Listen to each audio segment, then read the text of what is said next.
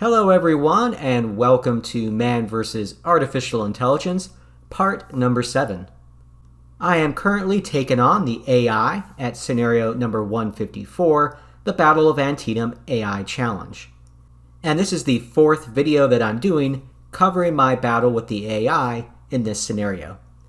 And I'm going to wrap up the battle in this video, so let's go ahead and get started. Right now, we are on turn number 30 of 46, and the fight just keeps going on and on as the AI script continues to tell the AI to attack, regardless of the fact that most of their attacks are running into extremely heavy resistance and they're taking massive losses. My army is situated like so. You can see that AP Hill is arriving on the battlefield now. I've got my right flank protected by Jones and Walker, and then everyone else is up near the Dunker Church, the Sunken Road, at Sharpsburg itself. We're pretty much all spread out, guarding our 2 flanks and our center. Alright, this is the way the casualties are at the end of turn number 30. You can see the AI has lost over 30,000 men and 66 guns, while I've lost about 3,609 guns. Alright, the battle resumes. Let's get into it now. And this is how it looks at the end of turn number 31. I am continuing my attack on the First Corps survivors to finally start to wipe them out for good. I'm sick of it. I'm just going to go in there and take care of things. I'm done playing with the First Corps. I was able to capture General John Gibbon during this turn and most of the Iron Brigade.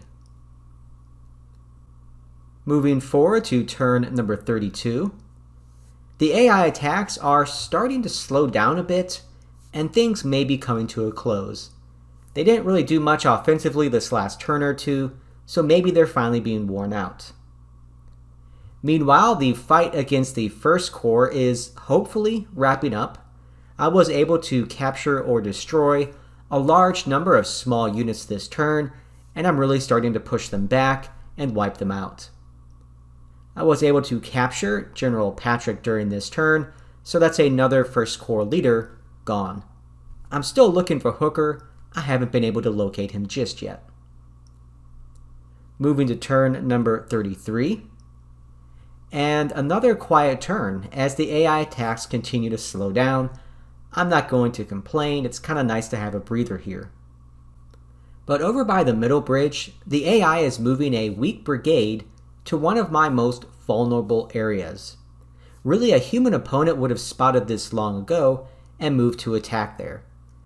But luckily, I still have plenty of men nearby to close this gap, especially now that AP Hill is here. Had the AI moved in this direction hours ago, they might have had some success, but they weren't scripted to do that, so they didn't. And that's one of the problems with AI scripts. Moving now to turn number 34 of the game, 4 p.m. And the AI attacked the Sunken Road again with already exhausted units and predictable results. But I did lose my first leader in the attack on my position when Ripley was killed. I was hoping to go the entire battle without losing one of my leaders, but bad things sometimes happen. We did get our revenge though when we were able to wound General Sedgwick. So that is another AI divisional commander as a casualty. They just keep leaving these leaders in the front lines, and they pay the price. Meanwhile, to the south, we've surrounded the entire U.S. regular brigade, along with another division commander, Sykes, in front of our lines. So this was our most vulnerable area, but because AP Hill's already up and I've got nearby units, we were able to quickly isolate, and we're going to capture that entire brigade. Moving to turn 35. And the attack continues on the First Corps. I've isolated and surrounded most of their units, and I should be able to bag them all up over the next couple of turns. Meanwhile, I have counterattacked against the Federal forces opposite the Sunken Road. They knocked out General Ripley. I'm going to make sure I make them pay. To the south, I was able to capture the entire U.S. regular brigade, along with General Sykes, so another division commander, out of the battle. Alright, moving forward to turn number 36 in the game.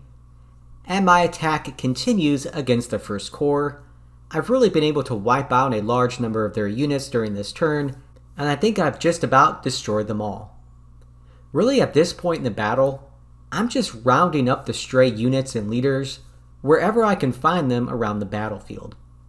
And this was a really tough turn for the AI, as they lost a lot of leaders during this turn.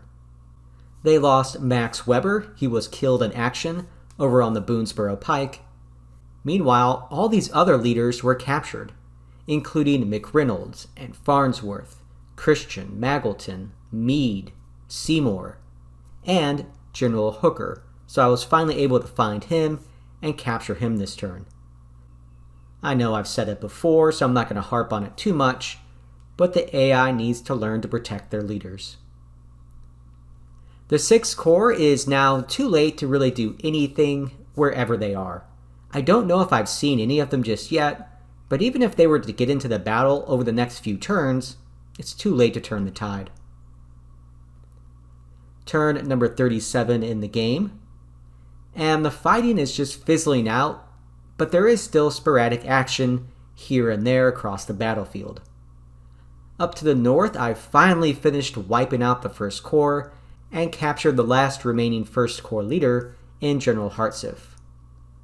I was also able to capture General Gorman over by the Sunken Road area as I've continued my counterattack against those forces. Moving to turn number 38, and this was a pretty quiet turn for a change. Not much has happened. I'm falling back and reorganizing my forces over on my left now that I wiped out the 1st Corps and things are kind of settling down. Turn number 39, and the AI launched yet another poorly supported attack against my center. At this point, it's just laughable.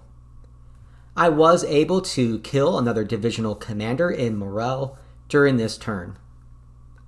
Now up in the north, I am driving to bring the fight up against the remainder of the 12th Corps units in the North Woods. I see no reason at this point to let them just sit there, so I'm going to go hunting and see if I can wipe them out. Moving to turn number 40, and they are coming at us again in the center of the battlefield. These units that they're attacking with are depleted, their leaders are now gone, and they really don't have any chance to do any damage against our lines. So really, the AI is just continuing to waste manpower in a battle that is already lost. But that's what they're scripted to do. Moving to turn number 41 in the game.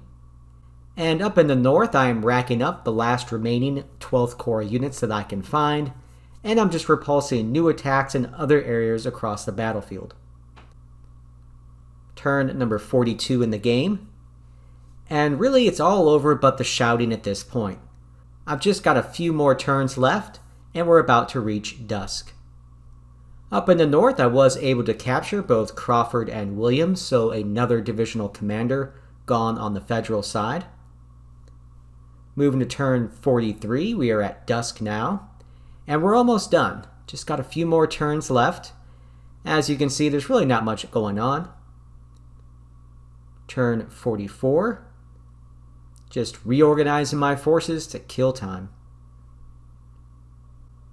Turn 45, and this is the last turn of dusk in the game. The Federal attacks have ceased. And turn number 46, the final turn. And I made it. The game is now over. Thank goodness, because I was getting really tired of it. I've already turned off the fog of war now, so you can see where all the Federal forces are here at the end. They're mostly concentrated over by the middle bridge and by the Burnside Stream area. I've all but wiped them out in the north. And I ended this battle with just 12 artillery shots left.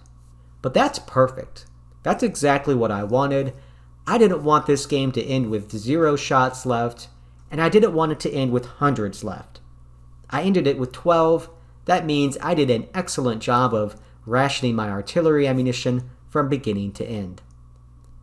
Alright, well then, it is finally over. This battle is done. What were the final casualties? Anyone want to make a guess?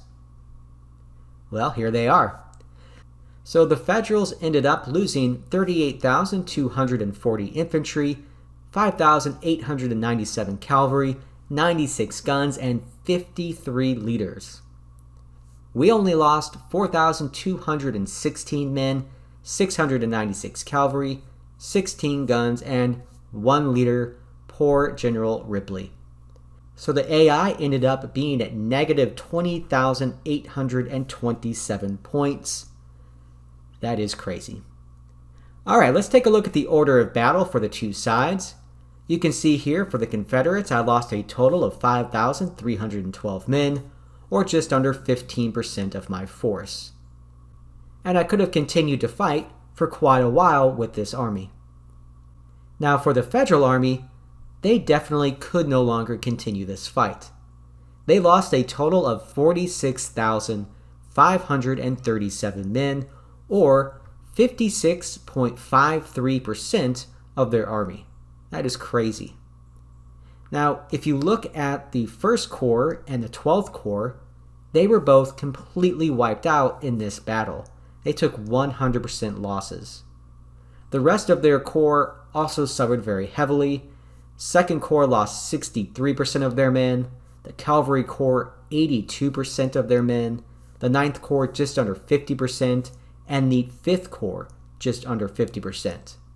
The 6th Corps never really got into the fight, except for their artillery, which I ran across right at the very end. They were all unlimbered and unsupported, so I quickly captured all of the artillery from Slocum's division. Classic AI blunder. Alright, well now that we've reached the end of this battle, I'm going to go ahead and wrap up this video, and I'll continue to talk about the AI in general when we pick it back up in the next part. We'll also review these battles that I fought against the AI, and I'll talk about how I would compare and contrast the experience of playing against the dynamic AI version and the scripted AI version. If you have any questions or comments, feel free to put them down below. Go ahead and smash the like button if you've enjoyed all this. If you want to learn more about the American Civil War Gaming Club, you can go to acwgc.net and check us out there. Until next time, everyone, just remember, keep gaming.